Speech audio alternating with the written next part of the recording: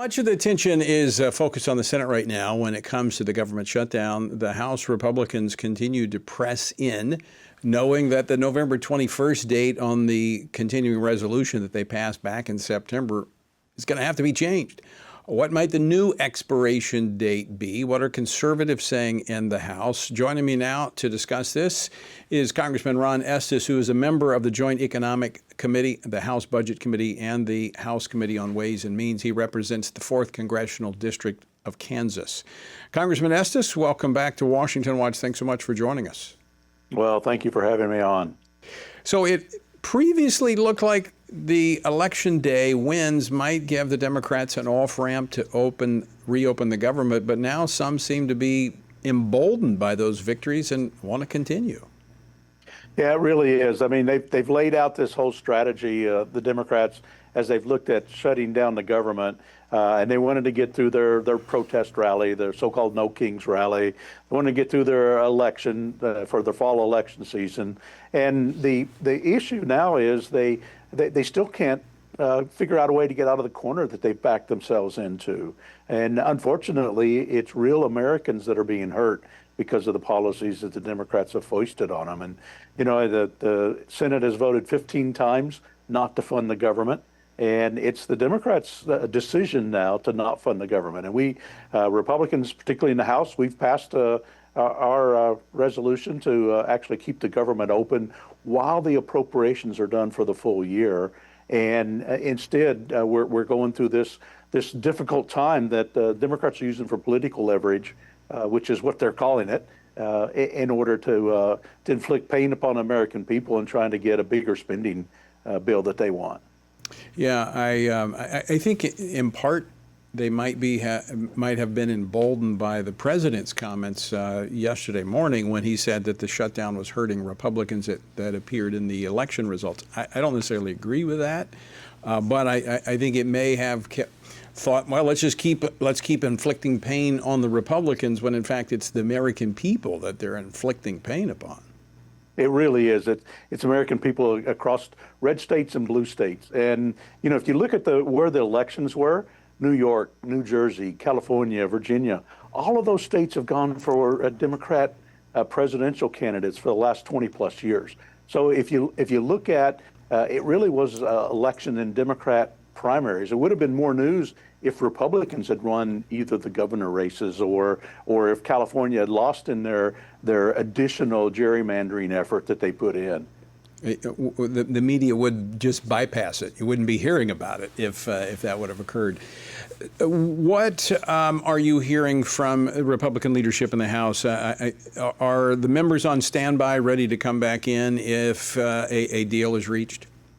The speakers ask us to be ready and be flexible in terms of being able to react if the Senate ever does pass out a CR. Obviously, as you mentioned, you know, they've wasted 5 weeks now. I mean, the whole purpose of having a continuing resolution to November 21st was to allow a 7-week period where the appropriators could finalize agreements on what the next year's spending would be. You know, this continuing resolution, it's spending at the levels that actually Democrats have voted for 13 times when President Biden was in office. And so what we're trying to do now is, as you mentioned, we only have 2 weeks left now till the 21st date. So that's probably not a realistic date to get all the appropriations done. I think a more realistic scenario, what might happen is come up with a new date. I believe it ought to be into January to make sure that we get past the Thanksgiving and past the Christmas holiday spirit, holiday time frame, because otherwise we've got to recover from the damages that have been done over the last 5 weeks. I would agree with that. I think it needs to go into next year, although I'm hearing that Senate appropriators, including Republicans, want to make it like a December 21st deadline, which we know how that story plays out. We've seen it many times before. We've seen it many times before, and it never works well. I mean, you end up backing up against the holidays. I mean, what if we shut the government down? What if they shut the government down again on December 21st? Right before Christmas, when people are trying to travel to see their loved ones and going for a New Year's vacation with the family before they go back to school. I mean, that's just a bad plan. We've seen it fail over and over again. I do believe a January date's much better in terms of making sure that there can be thoughtful and come up with better decisions on what we should be doing with appropriations. Yeah, because every time that's when they push bad stuff. And it's just because everybody wants to get home. They want to keep, as you said, in this case, keep government open. And so they just take this bad stuff. We just have a little over a minute left, Congressman Estes. I want to ask you this question. You kind of alluded to this, but given this new environment that we are in, is there any discussion about a concern that every time we come up to one of these funding deadlines that the Democrats could hold the government hostage? It really is. That kind of seems to be their playbook, is how to inflict as much pain as possible, trying to win their political points. I mean, I think we ought to look at some idea, maybe if we don't have appropriations done by October 1st, that we spend at 90% of the previous year's level. And that way we keep the government open, we keep it operating, we make sure that at least the core functionality is provided.